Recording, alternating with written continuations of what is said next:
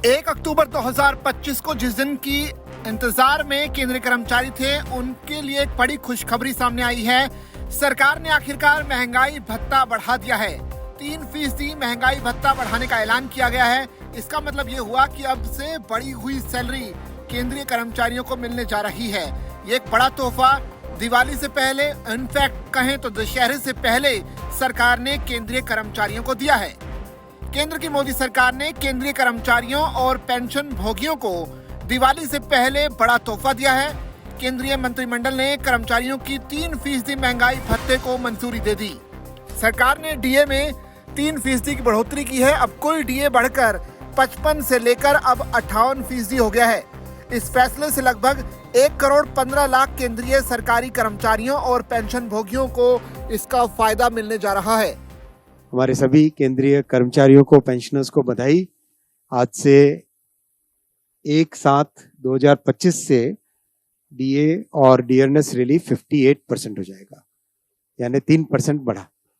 बहुत ही बड़ी अच्छी बढ़ोतरी है ये, और करीब करीब 49 लाख एम्प्लॉयज और 69 लाख पेंशनर्स को इसका सीधा लाभ मिलेगा।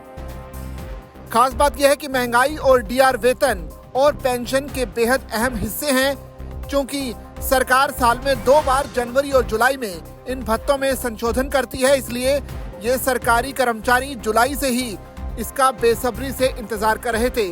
अब जाकर 30 सितंबर के बाद 1 अक्टूबर को सरकार ने जाकर दिवाली से कुछ दिनों पहले ही इसका तोहफा केंद्रीय कर्मचारियों को दिया है।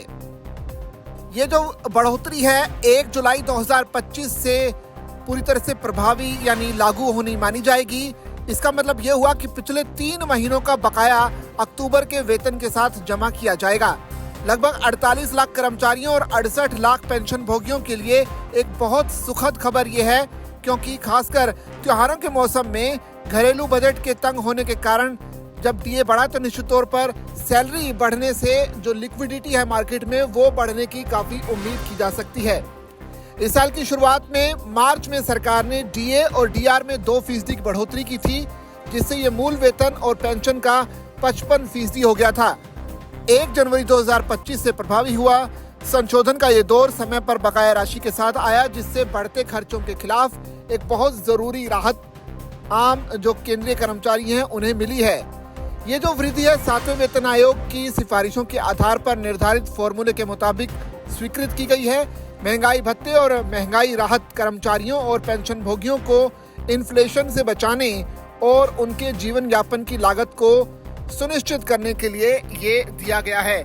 जाहिर सी बात है, केंद्रीय कर्मचारी लंबे समय से 8वें वेतन आयोग के लागू होने की इंतजार भी कर रही हैं। इस बीच केंद्रीय कर्मचारियों को डीए बढ़ाकर सरकार ने एक बड़ा तोहफा दिया है, और डीए जो है अब 55% से बढ़कर 58% हो गया है, यानी कि काफी हद तक सैलरी में एक अंतर दिखाई देगा। और दूसरा ये बड़ी बात भी सामने आई है कि जो बढ़ा हुआ डीए है वो 1 जुलाई 2025 से लागू होगा। इसका मतलब ये हुआ कि पिछले 3 महीने का एरियर इस बार की सैलरी में जुड़कर केंद्रीय कर्मचारियों को मिलेगा। तो ऐसे में एक बड़ा फैसला सरकार का। इस पूरी खबर पर आपकी क्या राय है, आप कमेंट करके हमें जरूर बताइए, और ऐसी खबरों के लिए बने रहिए जागरण बिजनेस के साथ।